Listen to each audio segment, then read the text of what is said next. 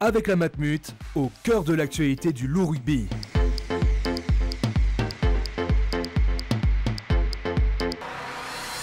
Après chaque match au Matmut Stadium de Gerland, retrouvez Au cœur du Loup sur TLM avec JL Events.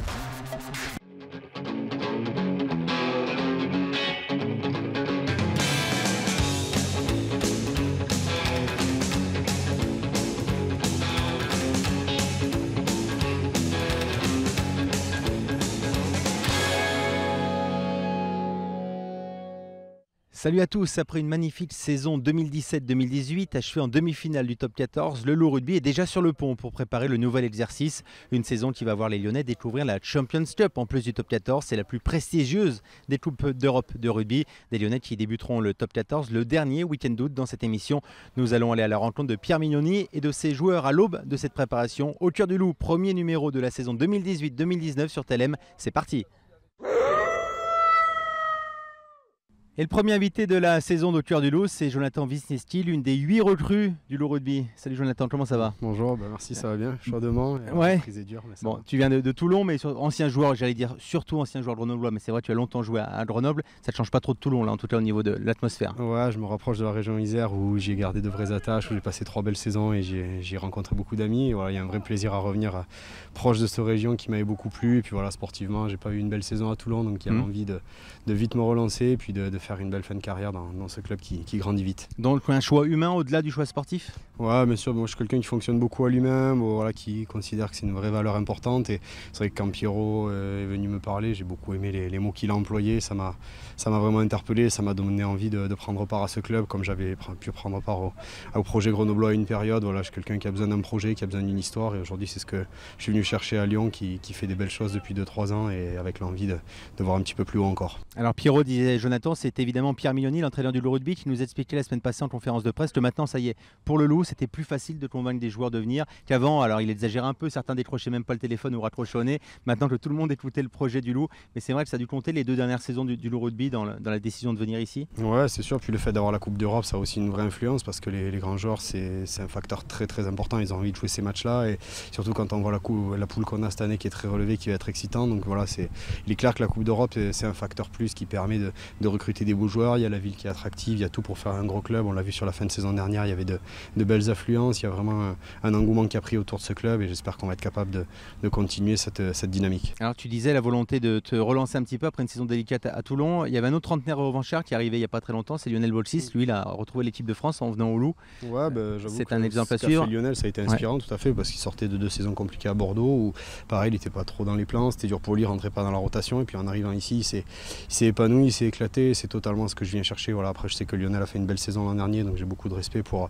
ce qu'il a fait pour lui, mais je crois qu'on est tous les deux un peu 2 anciens et on se connaît depuis des années, on est de la même saison, donc on se connaît, on se côtoie depuis 15 ans, donc ce sera un grand plaisir. Puis maintenant voilà, on se connaît bien aussi et il y aura une belle concurrence, il sera saine et avec Jean-Marc qui sera là aussi, Doussin, qui permettra, j'espère, de faire de belles choses à cette équipe. Ouais, j'évoquais aussi les 8 recrues dont tu fais partie. Pierre aussi Mignoni disait c'est à eux de s'adapter à nous. Nous on a un groupe qui vit bien depuis 2-3 saisons, voilà, c'est à eux de faire les efforts pour s'adapter à nous. Comment ça se passe là cette première il est clair que c'est au dernier entrant à s'adapter à la vie, au rythme, à découvrir les coutumes, les habitudes, à découvrir un peu tous les groupes. Il y a des leaders de vie de groupe, il y a plein de leaders dans ce vestiaire, il y a plein de mecs qui ont des postes, donc c'est à nous à s'adapter à tout ça. Voilà, après, bien sûr, on va vite découvrir. Après, j'ai la chance d'avoir joué avec pas mal de Grenoblois, d'avoir joué aussi avec Karim Ghezal au Racing, avec Virgile Lacombe, donc François Van der Merwe aussi. Donc il y a pas mal de joueurs que je connais du vestiaire, donc ça facilite un peu l'intronisation aussi. C'est un staff assez jeune, tu as sans doute joué contre la plupart des joueurs, des anciens joueurs du staff, avec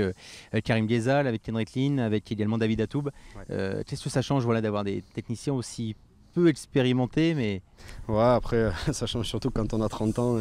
On a l'habitude de jouer un peu avec les coachs. Ouais, voilà. Les jeunes, c'est plus délicat. Mais après, voilà, on va essayer surtout de s'impliquer au projet, d'apporter tout ce qu'on peut apporter, que ce soit de son expérience, que ce soit son vécu. Et après, voilà, on est surtout là pour une belle saison, apporter le maximum. Et puis, on fera le bilan un peu plus tard. Alors, tu sais que Lyon, tu as joué dans des terres de rugby. Grenoble est une terre de rugby, Toulon est une terre de rugby. Lyon, c'est en train de pousser, c'est en train de le devenir. Il y a le foot qui est évidemment encore devant.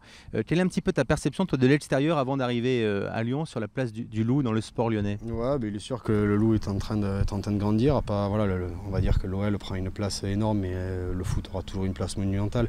Moi j'avais connu un peu un style de club comme ça quand j'étais arrivé au Racing il y a quelques années où c'était pas très connu. Je me souviens d'un premier match en Pro D2, on avait joué devant 800 personnes. C'était vous dire à quel point le rugby n'était pas intéressant. Puis après c'est toujours pareil, quand vous gagnez, vous devenez attractif, les gens ont envie d'y aller, ça joue bien, c'est spectaculaire. Cette année la Coupe d'Europe avec la poule relevée qu'on a, nul doute qu'elle sera excitante. Et puis c'est à nous après d'attirer les gens, c'est à nous de leur donner envie de venir nous voir et de nous supporter. Donc voilà, à nous d'écrire notre histoire. Merci Jonathan Wisniewski, nouveau numéro 10 du Loup Rugby. Alors normalement c'est le numéro 9 qui fait la passe au 10, là ça va être l'inverse parce qu'on va prendre un petit jeune, c'est Quentin Delors, il a joué un match l'an passé, demi-mêlée du Loup Rugby qui va prendre le micro dans quelques secondes. Allez, la passe de Jonathan Wisniewski pour Quentin Delors, mais je suis passé par là, j'ai intercepté cette passe pour capter Benjamin Delmoral, c'est le préparateur physique du Loup Rugby, on aura Quentin Delors évidemment juste après. Bonjour Benjamin. Bonjour. Préparateur physique, là on est en tout début de saison, au mois de juillet, vous attaquez la préparation qui est plutôt courte cette saison, beaucoup plus courte que la saison passée, qu'est-ce que ça change pour toi ? Ce que ça change, c'est que les joueurs devaient être beaucoup plus studieux pendant leurs vacances. C'est-à-dire alors ils sont partis 5 semaines, donc 3 semaines ils avaient un programme à suivre pour arriver. Ils avaient des objectifs et des standards à respecter et on a pu voir qu'ils avaient bien travaillé pendant ces vacances. Voilà, ça c'est intéressant, c'est surveillé à la lettre. Ils avaient la montre GPS pendant leurs exercices en vacances. Vous étudiez les données, vous tous les jours pour vérifier que les joueurs faisaient bien le taf. Vu qu'ils étaient en vacances, ça reste avant tout des vacances, mais on se connectait 2 fois par semaine pour suivre l'évolution. Eux devaient télécharger donc l'application et rentrer les données des séances. Et voilà, ils avaient sur les 3 dernières semaines des standards à respecter en termes de distance, en termes d'intensité de course. Et puis après un test à la rentrée pour voir si tout avait bien été enregistré et ils avaient bien fait le boulot. Et alors ? Alors la plupart des joueurs sont dans les clous, donc ça c'est très positif, donc ça va nous permettre de monter encore en intensité. Il y a 2-3 joueurs qui demandent de faire à qui on va demander de faire un peu d'extra, mais c'est normal, ça reste avant tout des vacances et on veut des joueurs performants dans cette semaine, donc on y sera. Est-ce que je me trompe si j'estime, je pense peut-être à tort, que les jeunes vont plus volontiers accepter d'être fliqués entre guillemets avec les GPS et que les anciens auraient plutôt tendance à le débrancher, dire c'est les vacances, c'est bon, on verra plus tard? Ou c'est pas une question de génération? Non, c'est pas trop une question de génération, on le voit, on a des joueurs leaders qui ont passé la trentaine, ça a été les premiers à se connecter. Julien Pureccelli, on imagine. Voilà, pour rentrer les données. Capitaine, donc voilà. Et puis quand l'exemple vient des joueurs leaders et ceux qui ont passé la trentaine, c'est les jeunes qui suivent. Alors la technologie est là aussi, pendant les entraînements, les joueurs ont le GPS dans le dos. Ouais, on a Brice Puteau qui est notre performance analyste qui gère ça. Il le gère à merveille et donc on a en direct les données et ça nous permet de réajuster, que ça soit juste après la séance ou après la journée ou alors après à ce moment-là en fin de semaine pour rééquilibrer. Ils ont tous des objectifs en distance et en intensité à respecter. Et s'ils font le boulot, ils y sont. Donc si malheureusement ils y sont pas, ils auront un petit extra. La saison passée, le Loup avait attaqué la saison tambour battant. Je crois de mémoire 7 victoires sur les 8 premières journées. Ça avait été le fruit d'une excellente préparation physique. Est-ce qu'on peut s'attendre au même début ou ça va être au contraire plus compliqué parce que vous avez commencé plus tard et plus tard que les autres notamment? Il y a la Champions Cup aussi cette année où il y aura, l'an passé pour préciser aux téléspectateurs, c'était la petite Coupe d'Europe.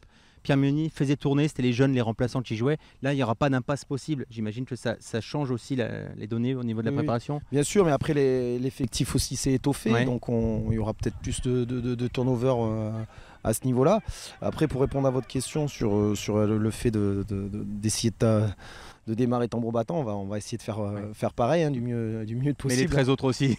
Mais voilà, c'est qu'il y a des équipes comme La Rochelle, Clermont qui sont aussi revanchards, donc ça va être un beau championnat. Allez, merci Benjamin, on te laisse aller étudier les données du dernier entraînement des joueurs. Merci beaucoup. Benjamin Delmoral, et on va donc retrouver Quentin Delors qui nous attend, le jeune numéro 9 du Loup Rugby. Et comme promis, après Jonathan Wisniewski, un joueur expérimenté, trentenaire, c'est un jeune homme qui est à notre micro et un numéro 9, Quentin Delors. Salut Quentin. Bonjour. Quentin, 19 ans évidemment. Alors c'est peut-être pas l'exercice qu'on préfère à 19 ans, les sollicitations médiatiques.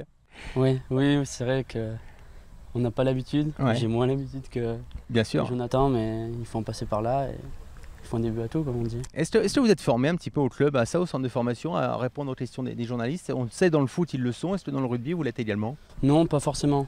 Pas forcément. Après, quand on nous pose des questions, c'est pas comme dans le foot où on va dire non la prochaine fois ou quoi.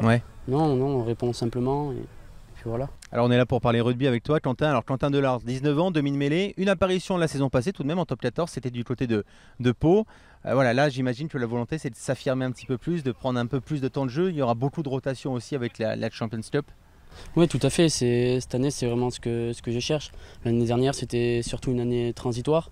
J'ai arrivé de Krabos, donc moins de 18. J'ai été intégré directement au groupe pro. J'ai passé toute l'année avec eux. J'ai eu la chance de faire un match en top 14, d'être dans le groupe mais de ne pas pouvoir rentrer à Castres. Et cette année, c'est vraiment ce que je veux chercher, à pousser derrière Jonathan Pellissier et Baptiste Couillou pour essayer de jouer le maximum. Et on a la chance cette année d'entrer en Champions Cup, ce qui va permettre de faire des rotations. Et j'espère avoir ma chance. Alors tu parlais de Jonathan Pellissier et de Baptiste Couillou. La saison passée, il y avait Fred Michalak aussi à ce poste-là. J'imagine que tu as beaucoup appris auprès de lui tout au long de la saison passée à l'entraînement. Oui, énormément. Énormément, c'est une personne qui est énorme humainement. À chaque fin d'entraînement, il nous proposait aux jeunes, pas forcément moi, mais les autres jeunes, je sais qu'il y avait un autre 10 qui était comme moi, il nous proposait de faire des skills, des jeux au pied, des passes. Chaque fois, il nous aidait à nous améliorer. Parle-nous un petit peu de ton profil, numéro 9, tu peux jouer en 10, comment ça se passe pour toi? Ouais, c'est compliqué, ça devient un peu plus compliqué. Je sais qu'à l'école de rugby ou encore en moins de 18, je jouais des fois à l'arrière, mais ça devient plus compliqué parce que le rugby est de plus en plus physique, les contacts sont de plus en plus violents et c'est surtout le poste de 9 que j'ai privilégié. On appréhende un petit peu à ton âge les contacts, là on voit que tu as encore sans doute encore du boulot physiquement. Est-ce qu'il y a une appréhension ou non, on est vraiment au-delà de ça dans la tête? Mon poste, c'est pas forcément une appréhension parce que moi je joue beaucoup dans l'évitement. Je ne vais pas forcément rechercher le contact, je vais surtout rechercher l'évitement. La vitesse? La vitesse et me concentrer sur ma technique à moi. Mes techniques de passe, mes techniques sur les coups de pied. Et je sais que j'ai le pack d'avant qui me protégera. Il y a un petit jeune qui a bien montré le chemin, c'est Baptiste Couillou, qui a percé un petit peu à ton âge, qui est devenu international français, même s'il n'a pas été de la dernière tournée. Voilà, à ton poste, c'est l'exemple. C'est à la fois un concurrent et l'exemple à suivre, parce que vous n'avez pas beaucoup d'écart non plus, il doit avoir 2 ans de plus que toi. Non, oui, on a 2 ans d'écart. Et certes, c'est un concurrent, mais Baptiste est très sympa, on travaille souvent ensemble. Et c'est super d'avoir Baptiste aussi pour me tirer et me forcer à travailler. Alors il y a eu Fred Michalak, il y a Jonathan Pellissier, il y a Baptiste Couillou et puis il y en a un autre d'ancien neuf, c'est évidemment Pierre Mignoni. C'est pas mal ça pour apprendre, d'avoir un coach comme ça qui a été un numéro 9 comme lui. Je suis très bien entouré au sein du club et tous me mettent en confiance, me mettent dans de bonnes conditions pour pouvoir travailler et c'est ça qui est top. Allez, merci Quentin, on te libère. Quentin Delors, nouveau numéro 9 du Loup Rugby qu'on va sans doute découvrir, en tout cas on lui souhaite tout au long de cette saison qu'on va suivre. Et évidemment, au cœur du Loup reviendra dès le coup d'envoi de cette saison, le Loup Rugby qui attaquera le top 14 fin août. Salut à tous et à bientôt sur TLM.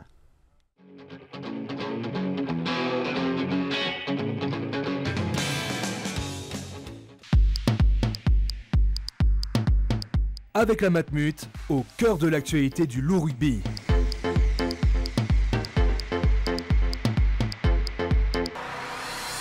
Après chaque match au Matmut Stadium de Gerland, retrouvez Au cœur du Loup sur TLM avec JL Events.